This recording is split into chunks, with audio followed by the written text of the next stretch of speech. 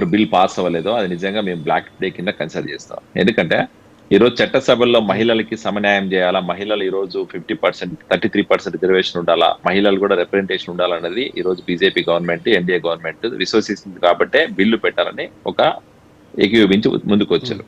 ఈ రోజు మీరు ఒకసారి మీరు ముందుకు చూసుకుంటే ఈ నారీ శక్తి బిల్ ఏదైతే ఉందో 33% రిజర్వేషన్ ఇది 2023లోనే బిల్లు పాస్ అయింది. 2023లో బిల్లు పాస్ అయినప్పుడు అప్పుడున్న కొన్ని ఆర్టికల్ 330A కావచ్చు, 332A కావచ్చు, 239A అమెండ్మెంట్ ప్రకారం ఇది ఇంప్లిమెంట్ చేయడానికి ఒక చిన్న క్లాజ్ ఉంది. అదేంటంటే సెన్సెస్ బేస్ చేసుకుని ఒకటి, డీలిమిటేషన్ బేస్ చేసుకుని అయితేనే దీన్ని ఇంప్లిమెంట్ చేస్తామని చెప్పి ఉంది.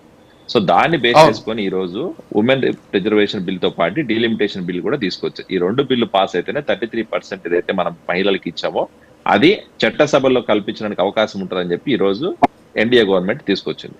నిజంగానే కాంగ్రెస్ కానీ లేకపోతే ఈ రోజు ప్రతిపక్ష పార్టీలకు ఎవరికైనా అభ్యంతరాలు ఉంటే దాని మీద చర్చించాలి, కానీ చర్చించకుండా ఈ రోజు డైరెక్ట్ గా ఓటుకి వెళ్ళినప్పుడు రిజెక్ట్ చేయడం అనేది నిజంగా అనేది చాలా ఏమంటారు ఒక రకంగా చెప్పాలంటే మహిళలకు అన్యాయం చేసింది. అంటే చర్చించే టైం లేదు కదా ఇక్కడ. అదే ఇప్పుడు నుమాన్ గారు అదే చెప్తున్నారు. ఈ బిల్లుకు సంబంధించినటువంటి కాపీలు కావచ్చు అవన్నీ కూడా 2 రోజుల ముందు ఇచ్చారు. కనీసం వాటికి సంబంధించినటువంటి అధ్యయనం అన్నా చేయాలి కదా. దేశవ్యాప్తంగా ఉన్నటువంటి అంశాలు, రాజ్యాంగంతో ముడిపడినటువంటి అంశాలు, కొంత లీగల్కి సంబంధించినటువంటి నిపుణులతో మాట్లాడి కొంతమంది రాజ్యాంగ నిపుణులతో మాట్లాడాల్సినటువంటి పరిస్థితి ఉంటుంది. మరి ఆ టైం కూడా ఇవ్వకుండా 2 రోజుల్లో ఆ బిల్లును అందరూ కూడా పంపించేసి వెంటనే మీరు వచ్చేసేయండి సమావేశపరిచేస్తాం, వెంటనే దాన్ని మనం అమలు చేసేద్దాం అని చెప్పడం వల్ల ఈ రోజు ఈ సమస్య వచ్చిందని చెప్పేసి కాంగ్రెస్ పార్టీ చెప్తోంది కదా. ఒకటి రాజు గారు, మీరు ఇందాక ఒక వీడియో ప్లే చేశారు. అమిత్ షా గారు ఏం చెప్పారండి అక్కడ? నిజంగానే వాళ్ళకి అభ్యంతరం ఉంటే, నిజంగానే బిల్లు మీద ఏదైనా చర్చించాలనుకుంటే, నిజంగానే బిల్లు విధానం కరెక్ట్ గా లేదనుకుంటే మీరు ఎందుకు అక్కడ మీరు దాని మీద రైట్ చేయలేకపోయినారు? ఇప్పుడు ఓటింగ్కి వెళ్ళినప్పుడు ప్రతి ఒక్కరికి పార్లమెంట్ మెంబర్ గా ఒక ఓటు వేయడానికి అర్హత ఉంది కాదని చెప్పలేదు.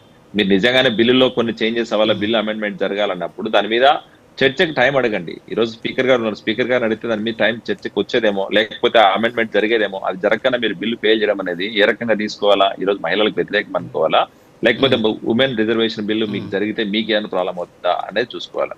ఇక రెండో పాయింట్, డెఫినెట్ గా నేను కొన్ని విషయాల్లో ఎక్కువిస్తాను. ఈ రోజు కాంగ్రెస్ ప్రభుత్వం ఏదైతే మాట్లాడుతుందో దక్షిణాది రాష్ట్రాలకి నష్టం జరుగుతుందని ఏదైతే వాళ్ళకి అపోహ ఉందో దాని మీద చర్చ జరగాలి. ఈ రోజు ఒకటేంద్ర అంటే ఇక్కడ డీలిమిటేషన్ ప్రాసెస్ జరిగితేనే మహిళా రిజర్వేషన్ బిల్లు పాస్ అవుతుందని చెప్పి ఎన్డీఏ గవర్నమెంట్ చెప్తుంది.